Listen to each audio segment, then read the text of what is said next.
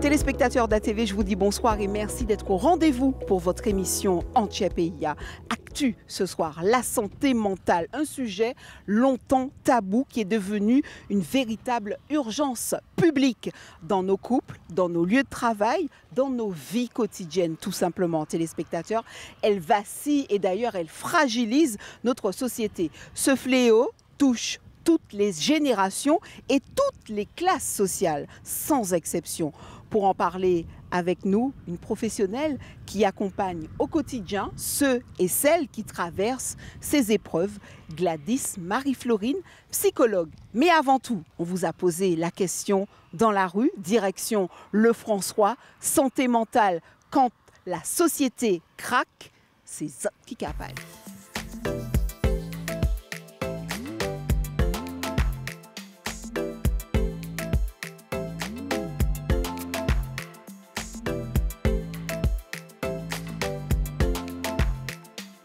On va parler de la santé mentale. Mais je ne vous ai pas encore posé la question, madame. Est-ce que pour vous, la société est en train de craquer quand on parle de santé mentale? Moi, je me sens bien, mais pour moi, un petit peu stressée. Qu'est-ce qui vous stresse? Eh bien, tout la vie. Ah. La vie chère. Aussi. Pas que. Pas que. Ouais. La santé, ça va? Tout doux. Ouais. Je reviens chez le docteur, là. Okay. J'ai la joie de vivre. Ah, je suis bien. Ça va. Donnez-moi la recette. Le sourire tous les jours, la prière, et ça va. Comment vous vous sentez, vous, madame? Je vous pose la question. Je me sens bien. Oui. Oui. Qu'est-ce qui fait que vous vous sentez bien? Ça veut dire qu'on s'entend avec tout le monde. Et Qu'est-ce voilà. qui contribue au bien-être de votre santé mentale? Parce qu'il y a plein de choses. La famille, l'amour, le travail. Voilà.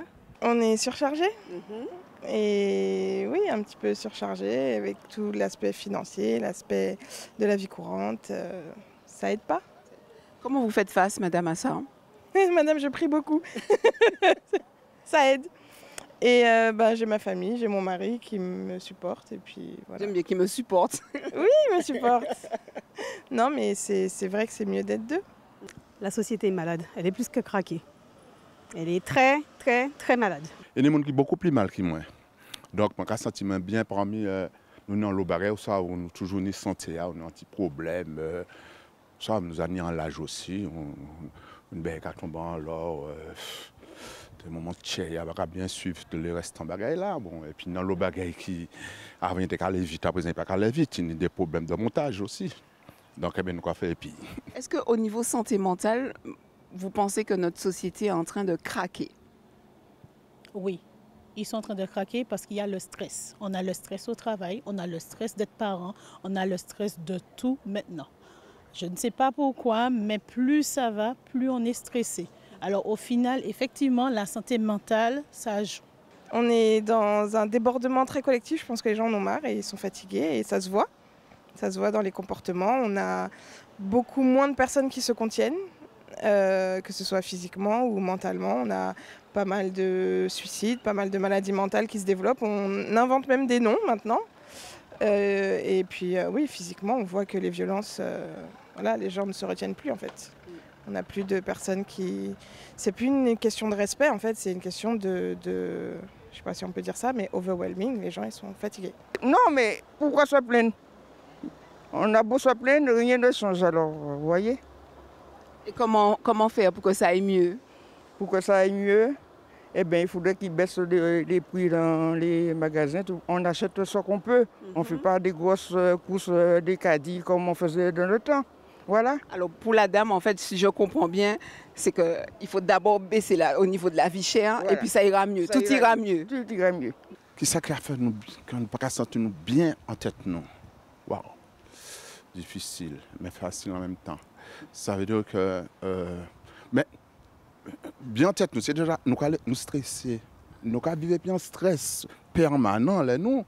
Donc, ce qui veut dire que... Bon, je vais revenir dessus pour dire, on ne sait pas comment demain sera fait. Dans le couple également, on peut être confronté à cette santé mentale, dans la famille aussi? Beaucoup, beaucoup. C'est dommage, mais c'est comme ça beaucoup. Si tu trouves quelqu'un qui dit que je vais super bien, génial.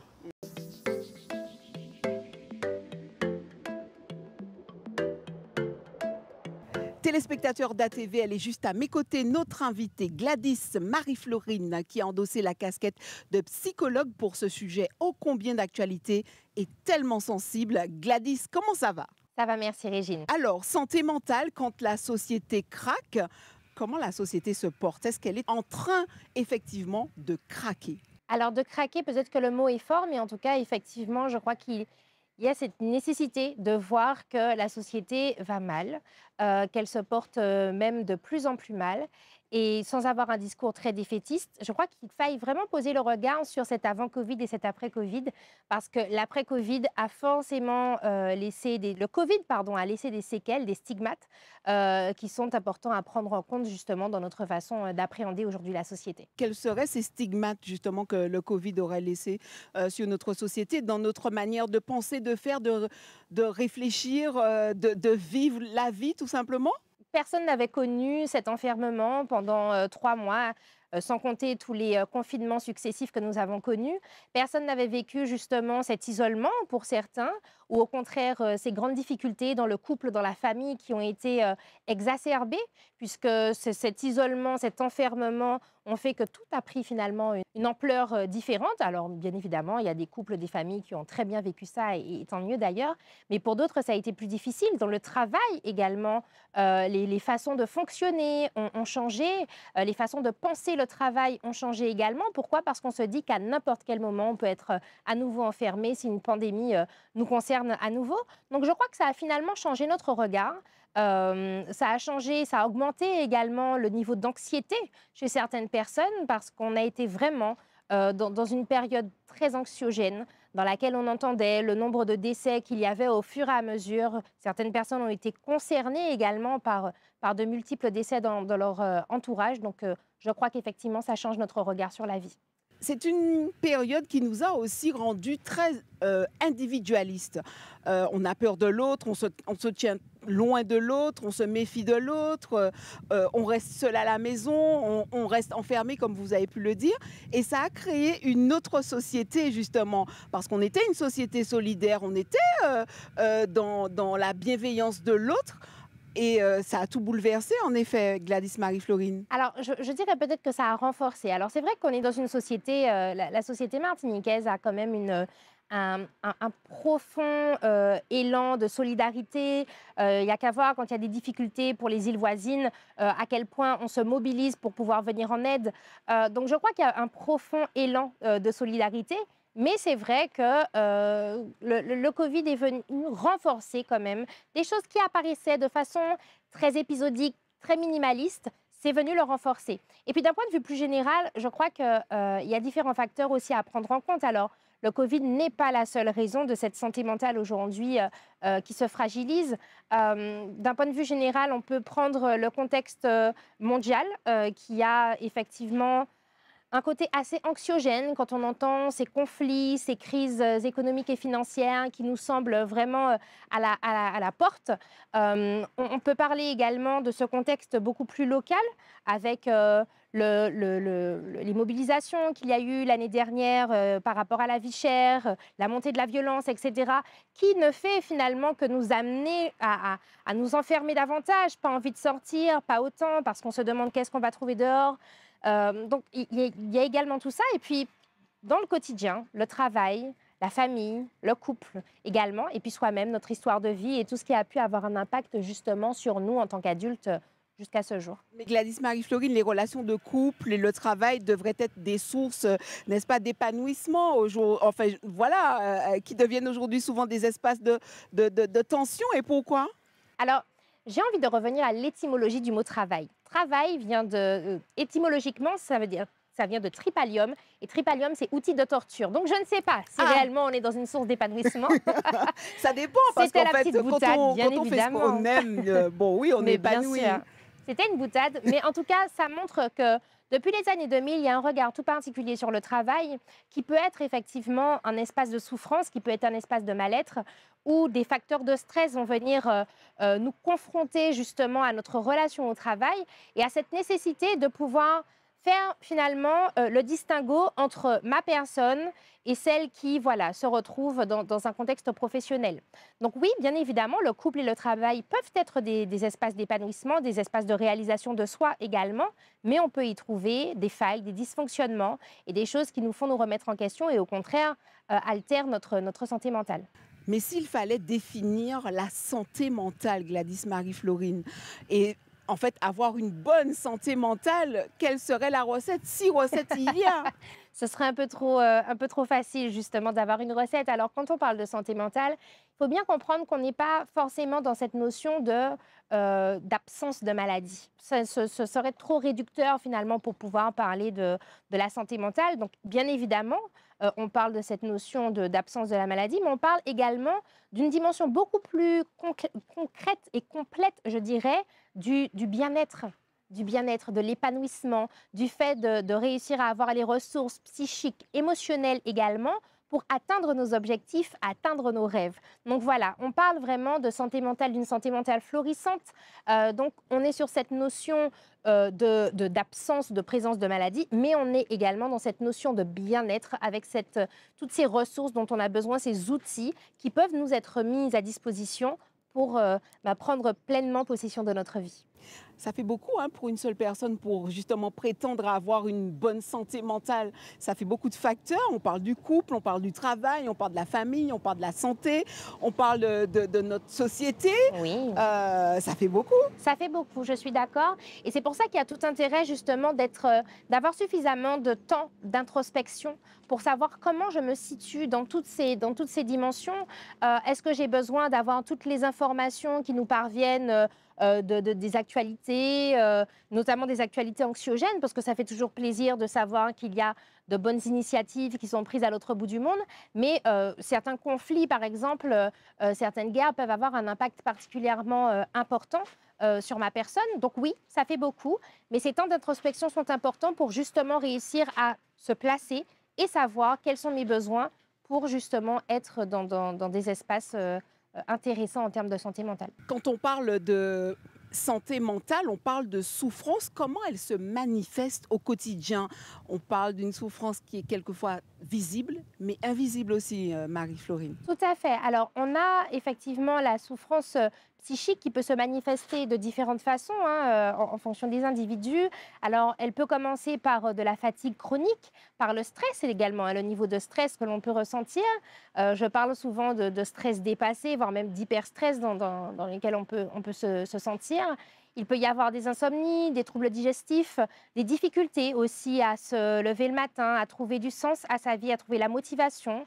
C'est de façon tellement générale, tellement, j'ai envie de dire, tellement diverse que c'est assez difficile finalement. Enfin, on n'aurait pas assez d'une émission pour donner une liste complète. Mais en tout cas, la souffrance psychique, c'est le j'ai mal. J'ai mal à l'intérieur, j'ai mal au cœur, j'ai mal au niveau de mes pensées. Parce que souvent, les pensées ne sont pas aidantes. On peut parler justement d'idées noires, on peut parler également de pensées vraiment qui vont être parfois catastrophiques, notamment quand on va parler d'anxiété. Tu ne vas jamais y arriver. De toutes les façons, ça ne sert à rien de continuer. Donc, on peut avoir mal à l'intérieur. Et non, ce n'est pas forcément visible. Comme je dis parfois aux personnes que je rencontre, c'est peut-être plus facile de se casser la jambe parce qu'au moins, quand on se casse la jambe, ça se voit, on a un plâtre.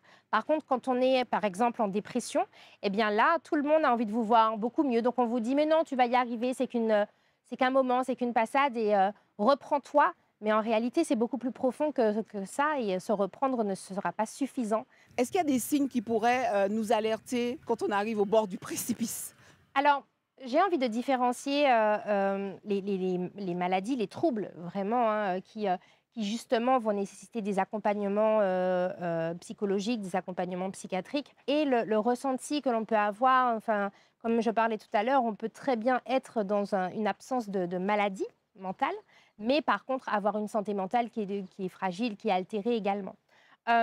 Donc pour moi, les signes, alors je vais parler en partant de la personne et en partant également de ceux qui sont autour.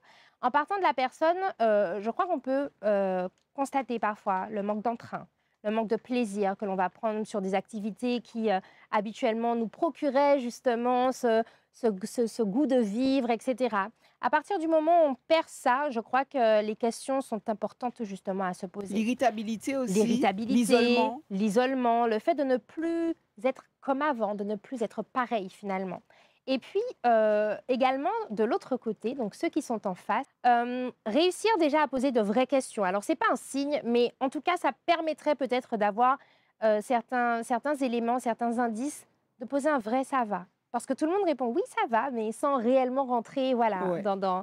Puis des fois on dit alors ça en fait, mais on est déjà parti et Oui, on n'attend même pas la entendu- réponse. on n'entend même pas la Exactement. réponse, Donc oui. voilà, poser de vraies questions et effectivement voir que l'autre a changé, mais que ça s'installe dans le temps. Parce qu'on peut changer, on peut être pas très bien ce lundi matin ou ce mardi matin parce qu'on a passé un mauvais week-end ou parce qu'on a eu une annonce particulière, ce qui est tout à fait normal. Mais quand ça s'installe dans le temps, 1 semaine, 2 semaines, 3 semaines, 1 mois, que les choses durent, perdurent, eh bien là, je crois qu'il faille vraiment se poser des questions et alerter justement nos proches pour dire, voilà, j'ai constaté que depuis quelque temps, tu as changé, mais être très factuel. Je constate que tu es plus irritable quand je te rapporte certaines choses, tes réactions sont différentes, pour pouvoir pointer du doigt d'éventuelles modifications qui pourraient mettre le doigt justement sur des problématiques plus profondes. Aujourd'hui, en 2025, et depuis déjà quelques années, on a effectivement mis des mots sur nos mots. Quand on parle de santé mentale, Gladys Marie-Florine, est-ce que vous avez remarqué qu'il y a un vrai boom sur ce mal-être? Est-ce qu'effectivement, on franchit aussi le pas d'aller vers l'autre, d'aller consulter, d'aller voir des professionnels pour dire « j'ai mal, mais je ne sais pas ce que j'ai en fait ». J'ai envie de partir de notre société qui est une société du non-dit, une société du tabou, une société du « on garde, il ne faut pas trop monter, il ne faut pas trop en dire ». Et c'est une grande difficulté pour nous parce que justement, on reste avec nos problématiques, se disant qu'elles vont se régler par elles-mêmes, que ça va aller. Exactement. Mais parfois, on a besoin d'aide et ce n'est pas que d'être faible, que de dire, que de considérer en tout cas, qu'on ait besoin d'être accompagné, d'être entouré, d'être soutenu à des moments particuliers de notre vie. Donc un boom, oui, parce qu'on en entend parler partout aujourd'hui, au-delà du fait que ce soit le grand plan de santé mentale du gouvernement en 2025, on en entend parler sur les réseaux sociaux, on parle de santé mentale dans le cadre du travail, on parle de santé mentale pour les mamans en postpartum, on parle de santé mentale partout. Le fait qu'on en parle, eh bien du coup, on se pose davantage de questions, on se dit, bon, c'est peut-être pas si mal que d'aller voir un psychologue aussi. Parce qu'on arrive aussi à dire plus librement, je vais voir un psychologue, tu devrais toi aussi y aller.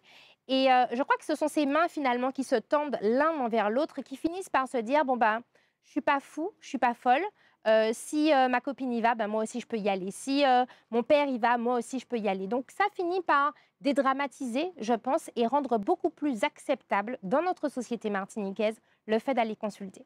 Vous l'avez évoqué à l'instant, les réseaux sociaux et du coup et le numérique, est-ce qu'ils ont accentué cette fragilité mentale? Bien sûr, bien sûr. Les réseaux sociaux ont déjà créé, enfin l'usage des smartphones a déjà créé une forme d'addiction. Une forme d'addiction où on voit toutes les personnes qui sont sur leur téléphone, un isolement aussi, parce que chacun est finalement dans son mini-monde, dans son mini-univers, et donc on se déconnecte finalement du lien social, donc ça a forcément un impact sur nous. Et au-delà de ça, les réseaux sociaux sont des espaces où on aura cette possibilité de pouvoir se comparer à l'autre. Considérer que notre vie n'est pas si belle que les couples qui se présentent dans leur version la plus idyllique que possible, ces influenceurs sans juger quoi que ce soit ni quelconque métier, hein, mais ces influenceurs ou ces personnalités qui vont montrer justement des vies filtrées, comme j'ai tendance à le dire. On ne montre pas que ça ne va pas, au contraire, tout va bien, tout le temps, à tout moment. Et en fait, finalement, on a des vitrines embellies de la vie, tout simplement. Donc, quand, en regardant ces vitrines, on se dit, mais moi, dans ma vie, ça ne va pas, alors que dans la vie de ces personnes-là, exactement, alors que dans la vie de ces personnes, je constate que tout va bien, tout va mieux, eh bien, oui, on peut se poser des questions et aller mal. Donc, bien évidemment que les réseaux sociaux ont un impact sur notre image personnelle, notre estime de nous-mêmes, notre confiance en nous également. Et forcément, ce sont des dimensions à prendre en compte dans la santé. Quelles sont les répercussions sur l'individu en souffrance, justement, mais sur la société? Je parle de la famille, ça peut être à l'école, bien sûr, en entreprise, dans le couple encore. Alors, la première répercussion de ne pas gérer ces problématiques, c'est la répercussion sur l'autre, en fait. Parce que finalement, c'est l'autre qui subit le fait qu'on n'aille pas prendre soin de nous. C'est l'autre qui, finalement, comme je dis toujours, arrive au cabinet en voulant prendre soin de lui, alors que la problématique n'est pas que sienne, j'ai presque envie de dire. Donc, pour moi, la première répercussion, c'est la répercussion de mes troubles, mes problématiques ont un impact sur l'autre. Et puis, bien évidemment, c'est l'agrandissement, j'ai envie de dire, l'augmentation de la souffrance, avec parfois un isolement total. Le fait de se dire « je ne réussis pas à l'aider, je ne réussis pas à lui faire prendre conscience qu'il a besoin d'aide », ça peut être très difficile. Pour rebondir sur l'actualité, Gladys Marie-Florine, la violence que nous voyons aujourd'hui, est-ce qu'elle est le reflet de cette souffrance? Quand je ne trouve pas de solution, quand je n'ai pas de piste, quand je ne sais pas comment faire, quand on ne m'a jamais appris à communiquer, à parler justement, eh bien, je vais me tourner justement vers d'autres moyens d'expression. La violence est un moyen d'expression de la souffrance. La colère est un moyen d'expression de la souffrance. Quels sont les outils pratiques qui peuvent réellement aider ces personnes à aller mieux? Il y a déjà un panel d'associations en Martinique qui, justement, en fonction des problématiques, sont à même d'accompagner, parce que bien souvent, il y a des thérapeutes, il y a des psychologues qui travaillent avec ces associations pour permettre des espaces de parole, qu'ils soient collectifs ou individuels. Il y a également les centres médico-psychologiques qui peuvent recevoir les personnes en souffrance qui ont justement besoin d'avoir des accompagnements réguliers. On peut également retrouver dans les cabinets tous les psychologues, dans les institutions également, tous les psychologues qui accompagnent, qui sont là pour ça, formés pour ça, pour justement être aux côtés des personnes qui le nécessitent. Et puis, j'aimerais aller au cœur du sujet, au Tchepeya, comme le nom de l'émission. C'est vraiment de se dire, il n'y a pas de honte à consulter. Les psychologues, ce sont des professionnels de santé mentale, voilà. Et il n'y a pas de honte, tout comme on irait voir un médecin généraliste quand on a une problématique, et l'esprit aussi a besoin de ces professionnels, a besoin de ces personnes formées, qualifiées justement pour pouvoir les accompagner. Il n'y a aucune honte. Et au contraire, je crois que tous mes confrères et toutes mes consoeurs font le maximum pour pouvoir accueillir avec bienveillance, douceur et une ouverture vraiment pour pouvoir accueillir ces personnes qui ont du mal. Merci beaucoup, Gladys Marie-Florine. La santé mentale n'est pas un tabou. Pour rejoindre vos propos, c'est une réalité qui touche tout le monde. Et en parler, téléspectateurs, c'est déjà un pas, n'est-ce pas, vers la guérison. Et quant à nous, on se revoit très bientôt pour un autre sujet dans votre émission En Tchepeya. Pas oublier, c'est Azot, émission Tala, et c'est Zot qui capable.